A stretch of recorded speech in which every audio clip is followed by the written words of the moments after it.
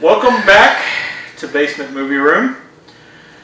We, unfortunately, finishing off Kurt Russell month poorly with 3,000 Miles to Graceland. Spoiler alert. Yeah, sorry, big spoiler. It's hard to talk about this movie, to be honest, at this point. It's not good. But anyway, we'll skip. We'll say that for the end. So 3,000 Miles of Graceland is about a group of guys, Elvis impersonators essentially, who are going to rob a casino. There's no setup for this robbery. We just meet Kurt Russell's character. He has sex with Courtney Cox. Courtney Cox's kid is like a thief and steals some money from him and stuff, which whatever, it doesn't matter. And then Kevin Costner shows up with the rest of the crew, and they go rob a casino. I mean, that's all the setup you get for that robbery. There's no planning, nothing. All the planning was apparently done before the movie started. The casino robbery goes bad. They shoot a bunch of people, kill a bunch of people. Kurt Russell does not kill anybody. No. I don't think he kills anybody in the whole movie. I don't think he shoots a single person in the movie. Right. Yeah. So he's supposed to be the opposite of Costner's character. Yeah, we're never really known to what he was in jail for. They met in jail. Costner and Russell were cellmates in prison. We do get that little nugget for like a 1 second little throwaway line. So it's Mike, it's Kurt Russell, and Mike. Thomas. I thought it was Mike Murphy. No, Thomas Murphy. Thomas Murphy is Kevin Costner's character. Then you have the three other guys played by David Arquette, who was probably married to Courtney Cox at this point. Right. Christian Slater and Bokeem Woodbine playing the other three guys in the robbery. So they rob a casino during Elvis week. Everybody's dressed as Elvis. I don't even see the point of the costumes, to be honest. They were clearly able to see their faces. Everybody looked exactly as they did. Bokeem Woodbine was in a bright yellow Elvis jumpsuit, and he's a black guy. Yeah. I mean, pretty obviously he was going to be easy to track. You got Howie Long as well as part of the crew as the helicopter pilot. We thought Tig Notaro would have been a better choice, but she probably wasn't around. Could have superimposed her in there. Yeah. CR Army of Dead review posted probably last week when we post this one. So they rob the casino. Bokeem Woodbine gets killed during the robbery. He gets shot. Kevin Costner kills a bunch of people. And they get back to the hotel, and Christian Slater starts causing problems, saying that he wants that share for Bokeem Woodbine split up. And for some reason, Costner doesn't want to do that.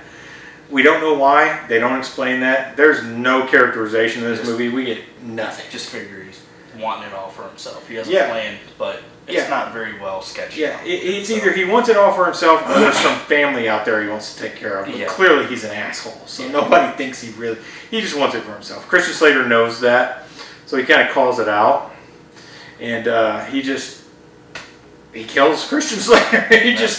Christian Slater pulls a gun on him and finally just says, oh, whatever, and then Kevin Costner kills him. So he kills him, and they go to take his body. Mike, Kurt Russell's character, and David Arquette's character get the body loaded into a car, and they go out to this empty, industrial area, it looks like, in this town to bury the body, and Costner attempts to kill David Arquette and Mike. He kills David Arquette, actually. And Mike survives because he's wearing a vest. He's smart enough to wear a bulletproof vest. Has 2 bullet wounds on him. 1 bullet stuck to it, and the 1 bullet that didn't came back later. I was impressed by this. The one impressive thing in this whole movie. Right. So essentially, Mike gets back to the hotel first, figures out that Courtney Cox's kid took the money, and then he kind of thinks that maybe Courtney Cox took the money. And they end up leaving to go on a little adventure to try to get this money to this fixer who is going to launder the money for him, give him like 70% back. John Lovitz. John Lovitz plays that character, yeah. So Kevin Costner's on their tail. This sounds better than it is, though. It's all over the place. It really is. I'm not even going to go in the rest. Yeah. Don't even watch it. There's no point. A lot of odd shots thrown in there. I mean, you brought up this guy had some kind of background in music video. Yeah. Because of some of the shots that were in there. And you looked it up? Something straight out of that was a 90s music video. Yeah.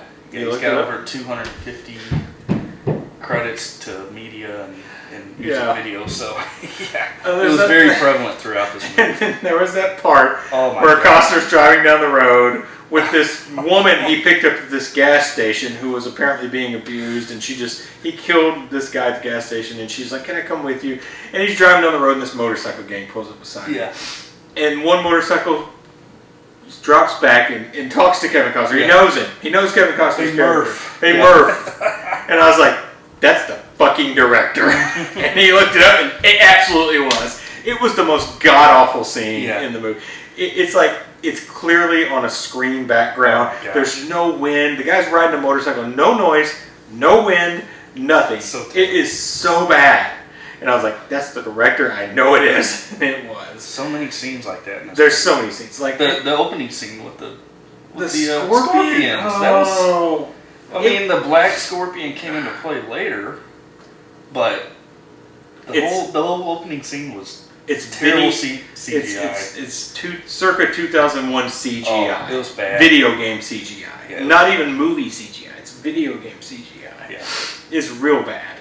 Like, I don't even know why they opened a movie like that. There's no point. There's no point to, like, 30% of this movie. Yeah. Like, there's all these shots, like these quick cuts and these odd angles and, like, these sky shots that are, like, changing colors, like in Mortal Kombat, like you said. Right.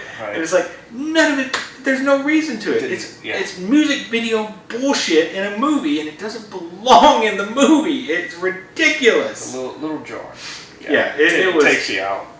It takes does. you out of the movie. It takes you out of the movie so bad. Yeah. It doesn't make sense. The amount of Elvis songs. No, there's like no Elvis songs. Yeah. Like the only one that Elvis is actually singing in the movie is a Frank Sinatra song. Yeah. And then Kurt Russell's doing one at the end that I think is Elvis, but when we watched the credits, we couldn't pick him out very well. There's like a Stevie Ray Vaughan song, I think it was Godsmack. There was Paul Simon, like all this music. But this is a movie about guys impersonating Elvis who love Elvis, and there's no Elvis ever. Yeah, throughout it. Yeah, and then you have Thomas Hayden Church and Kevin Pollak as the U.S. Marshals, completely useless. Oh yeah, they sit in an office and they're going this way. No point to them. Yeah, until Courtney Cox is just randomly decides to run off with the money and leave her kid with Kurt Russell at some point. She did not do a good job acting. Nah, nobody did. Nobody did in this. It was all real bad. Can we talk about the scene with Kevin Costner getting pulled over? Yeah, go ahead. No, you go ahead. Okay, I'll do it. Scene. It's my favorite scene for being absolutely ridiculous. So Costner gets pulled over by this cop. Cop gets out of the car. Costner gets out of the car. The cop sits there, undoes his little revolver. He has a fancy like Colt 45 revolver. Pulls it out, tosses it around like he's some cowboy. And Costner even says, "Oh, we got a cowboy." Yeah. Costner pulls his jacket open, shows both his guns. Right then and there, the cop would have shot Costner dead, for one thing. But no, they decide to have a duel. The cop gives Costner a chance to turn on him and draw his gun. He kills the cop. The cop, grazes his chin. It's so stupid. So out of place. It's so stupid. It doesn't belong. It's, oh, God. I wanted to turn it off right then and there. Anyway. It's so bad. And the movie's full of crap like that. It doesn't make any sense why some of these scenes are in there. There's no point. Yeah. And then, they both, very Mike and Murphy both get arrested and end up in the same jail in Boise, Idaho, next to each other. A lot of coincidences. Yeah. Like Kevin Costner, Murphy seeing Courtney Cox driving away. Yeah. And it's just so many terrible, just stupid lazy writing. Seeing as they're working on an area that's about 500 miles long that they're both just happen to run into each other multiple times. It's so stupid. And calling this movie having a score would be a joke. No, there was no. It's like this random techno bullcrap when it's not like licensed songs that nobody's heard of. Like you said, it's generic. It's generic. Very generic. Very generic. Real bad. I mean, I don't know why Kurt Russell did this movie. I know why Kevin Costner did, because he's never seen a script he wouldn't take.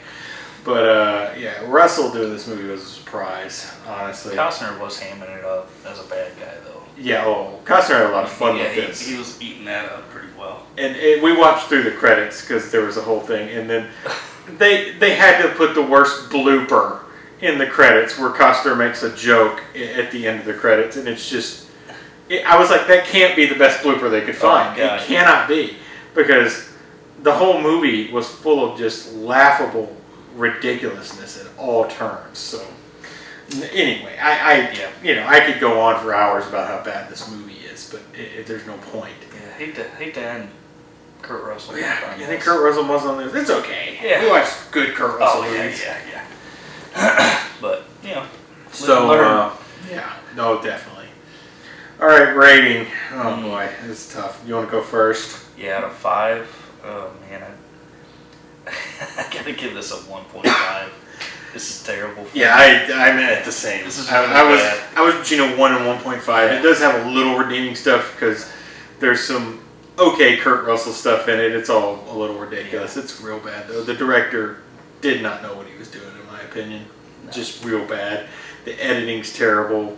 The script is terrible as far as I could tell, and Costner's hamming it up through the whole thing. He knew the script was terrible. I think everybody was just looking for a paycheck. Yeah, that had to be what was going on because there's no other explanation for this movie. It's bad.